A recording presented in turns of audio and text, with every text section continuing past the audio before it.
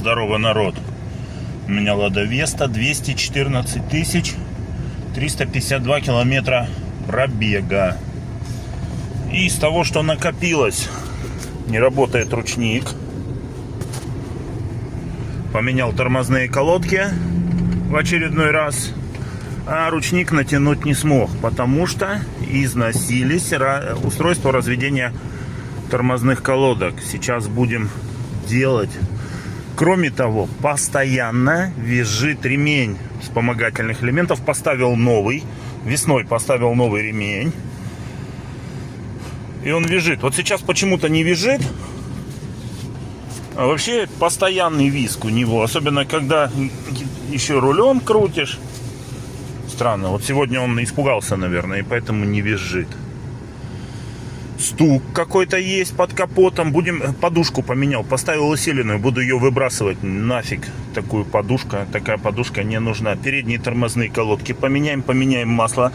Проверим уровень масла в коробке. Пока что займемся задними тормозными колодками, механизмами. Погодка сегодня какая-то подозрительная. Что-то похожее на гром. И это-то над Богучаром. Да, вот тучка вот эта вот страшноватая. Думаю, может машину поближе к гаражу подогнать. Так будет поспокойнее. Но хотя тучки мимо проходят. Я думаю, что в Богучаре не стоит бояться грозы. Очень редкое явление. Я думаю, начинается все с того, что мы достаем вот эту вот крышечку, снимаем и полностью ослабляем вот эту вот гайку. Я считаю, что это нужно делать, потому что я колодки удлинил, нарастил. То есть у меня тюнинговая версия. Кстати, надо будет тут пропылесосить. Свинство еще то. Я думаю, вот так выкрутили гайку, опустили рычаг, поставили башмак под колесо и идем откручивать заднее колесо. Сняли колесо, открутили вот эту гайку на 30 и стягиваем. И стягиваем барабан.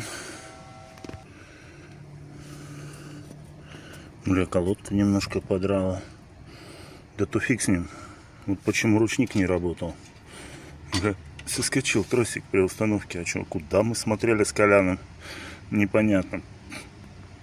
Но вот это устройство, которое разводит колодки, оно вроде исправное. Тем не менее, я поставлю оба новые. Кто? Накладки. Не, колодки новые. Накладки новые. Это новые колодки.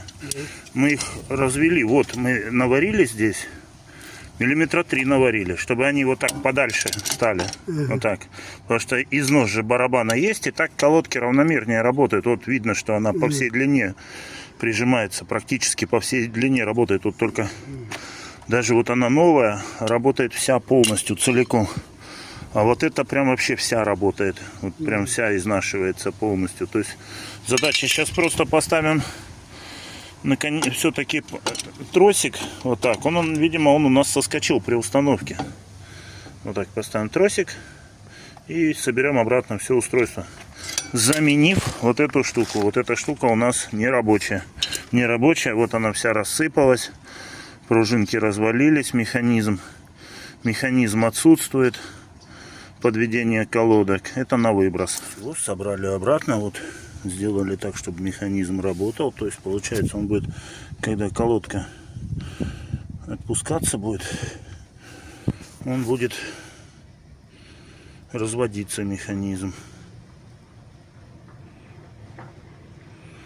А сейчас можно его даже регулировать, чтобы он свел колодку. Сейчас будем прицеливаться. В общем, поставили вот эту штучку, все, вот это вот закрепили, зафиксировали, пружинки одели, все как надо. И теперь вот этим вот колесиком его крутим как бы сверху вниз вот так, чтобы выдвигалась вот эта планка до тех пор, пока барабан не будет еле-еле налазить на эти колодки. Вот с трудом налазит, значит все, можно прикручивать барабан. Короче, поняли мы, из-за чего все это происходит. Вот они трутся. Вот цепляются об барабан. Цепляются они об барабан. Вот эта штучка, вот эта петелька. И родные развалились именно из-за этого. Из-за того, что они цеплялись. Произошло это из-за того, что Или выработка ступичного подшипника произошла, или глубже стал садиться ступичный подшипник. Скорее всего, выработка произошла ступичного подшипника. У нас нет сейчас хорошего, а дешевый китайский я ставить не хочу. Поставим шайбу сейчас под барабан и перестанет задевать, и все будет хорошо работать. Короче, решили все-таки поменять подшипник ступичный. В Богучаре нашли вот такой. Говорят, что наш отечественный. То ли чебоксарский, то ли фиг поймешь какой. 1750 рублей. И 300 рублей в автосервисе нашли тут пресс. Нормальный пресс. Перепрессуем, чтобы не бить молотком. И нормально будет. В общем, попробовали мы выпрессовать прессом. Нифига не пошел подшипник, прикипел очень сильно. Ну, как всегда. В общем, пришлось греть, сильно греть, а для того, чтобы нагреть, нужно было снять заднее кольцо. Нагрели, вышел. Здесь все почистили, сейчас запрессуем новый подшипник. Выходит наружу, вот сюда, не внутрь, а наружу. И вот с этими штуками, и задевают они, получается, у нас вот сюда, вот за эти, вот здесь, за барабаны тормозные. Я пришел к выводу, что, скорее всего, виноват ступичный подшипник. Тем более, мне всегда, уже давно говорили, что их надо менять. Ступичный подшипник оказался съемным. Вынимается он в эту сторону. Вот здесь выпрессовывается стопорное кольцо, вынимается. И в эту сторону выпрессовывается ступичный подшипник. И теперь ставим его на машину. Этот барабан. Новый ступичный подшипник. В комплекте шло и новое стопорное кольцо. Вот к этому подшипнику.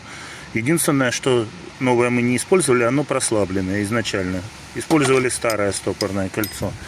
Также есть новая гайка с полиуретановой шайбой внутри, которая не дает откручиваться гайке. И также новый колпачок, который я потерял. Собственно, теперь новый есть, будет с колпачком. В общем, второй барабан тоже решили подшипник поменять, тем более, что я купил два подшипника. И опять привезли, короче, а вот сюда что-то проехал, не? Журавель у нас тут на входе. То есть, так обычно происходит. Создаем давление на подшипник прессом и греем, пока подшипник не выйдет. Ну, потом, естественно, как сорвали, уже можно его выдавливать. В общем, журавль над воротами. Это получается у нас Пролетарская улица 67. Журавль над воротами. В принципе, узнаваемая местность. Дозваниваться сложно. Реально сложно. Связь плохая. Ага. Но, в принципе, помогают нормально.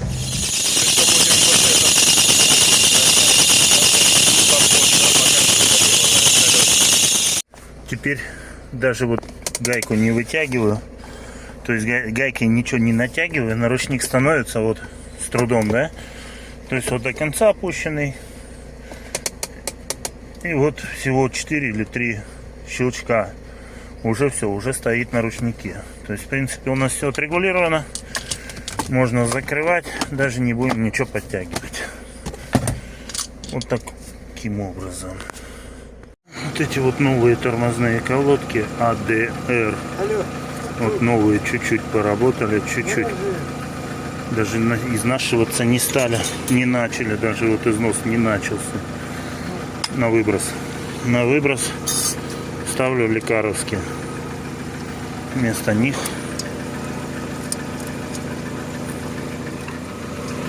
вообще нет никакого желания запороть себе новые диски. На ремня генератора мы вот отвернули подкрылок. Вот здесь понимаем, что вот еще вот он натяжной ролик, вот он у нас доступ к нему.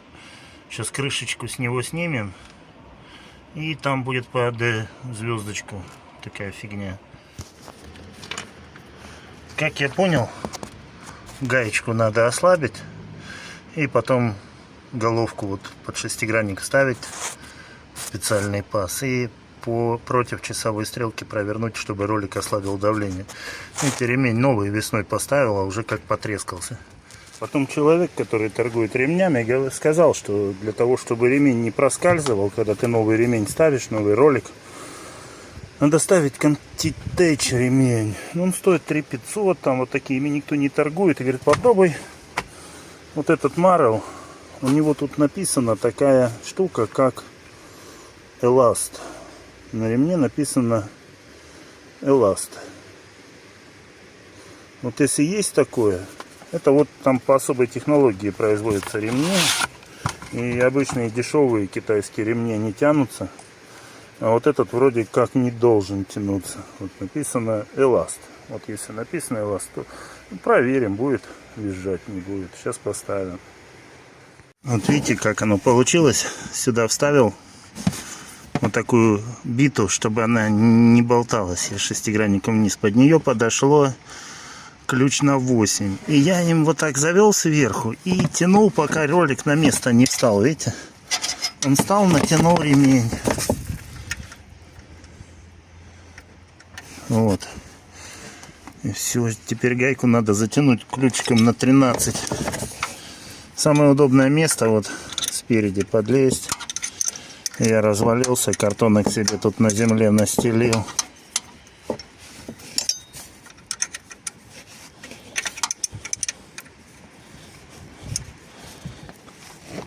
Затянули гайку. И все, теперь он не ослабнет. Все, надеюсь, теперь визжать ремень не будет. Но натянут он у меня прилично хорошо. Сейчас включу кондей, все, зарядку. Сейчас посмотрим, что будет, это нам даст. Ну, вроде бы включился вентилятор охлаждения, включил кондиционер на полную мощность. И вроде как не слышу визга ремня. То есть, в принципе, Marel, не знаю, ну, дам знать. Если это плохой ремень, я дам знать. Теперь, что касается подушки. Я поставил не родную, а она там встает неправильно, усиленная подушка. И не получается закрепить вот этот воздухан. Его не получается закрепить. Он в этой точке закрепляется, вот этим болтом закрепляется. А в передней точке он ни к чему не крепится, болтается на коробке, вот на этом же кронштейне. И колотит об него, когда машина разгоняется, он тарахтит, дребезжит. Вообще неприятно ездить, будем снимать. Для этого нужно снять воздухан. Открутить хомут, патрубок снять, стянуть и открутить. Открутить вот этот болт и вытянуть как-нибудь. Для замены подушки просто вот нашли брусок, по который подсунули под коробку. И откручиваем подушку. Сначала я открутил два болта, которые сверху, и коробка легла на этот брусок. А потом от кузова буду откручивать. Вспомнил, зачем я откручивал кронштейн. Значит, смотрите, эти два болта мы не откручиваем, а просто ослабляем. Просто их открутили и чуть-чуть ослабили, не надо их выкручивать полностью. А вот здесь вот один болт, вот этот, он выкрутился. А вот с этой стороны его никак не открутишь, там ничем не подлезешь, надо кронштейн снимать. Кронштейн вот этот вот тремя болтами, который к коробке прикручен. Сначала его откручиваем, потом откручиваем тот болт, а потом ставим подушку. Получилось вот отсюда, залез рожковым ключом и открутил, накидным вернее. И все, вот подушку снимаем, вот это вот говно мы выбросим, оно нафиг не надо, вообще бесполезное приблуда. Не стоит такое покупать больше. Никому не рекомендую. Усиленная, да? Усиленная, мать ее. Вообще никакого в ней смысла нету. Вот это тоже не оригинал, а придется выкручивать один болт. Вот тот как раз самый неудобный. Придется выкрутить, чтобы ее поставить. Но поставим ее, посмотрим, как она будет работать. Подушку затягивать. Мы все позатягивали динамометрическим ключом. Вот так, с усилием хорошим. Я думаю, 150 ньютонов это будет дофига. Ну, а может и нормально. У нас ключ на 150 ньютонов. Вот мы им и затягиваем. А потом последний затягивается гайка, которая держит вот этот кронштейн. Вот она у нас здесь будет, вот с этой стороны. Мы ее воткнем. Мы просто-напросто здесь Вот на место она не встанет, она загораживает болты, которые крепят подушку. Вот, но она должна, судя по всему, встать именно вот так. И теперь ключом накидным на 16 мы ее затягиваем.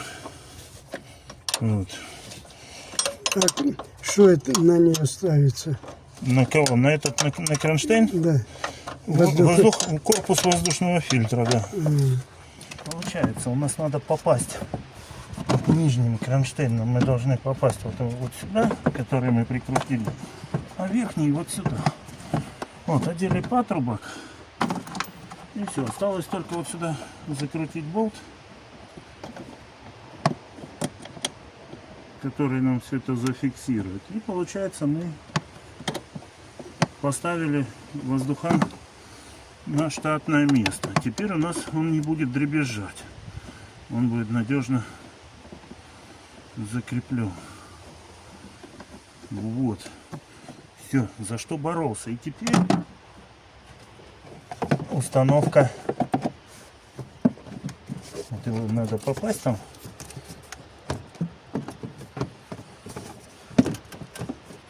В определенное место. Со всеми патрубками соединить. Болтами прикрутить. Корпус воздушного фильтра снять.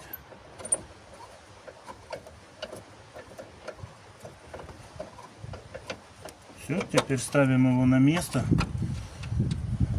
прикручиваем. Все затягиваем.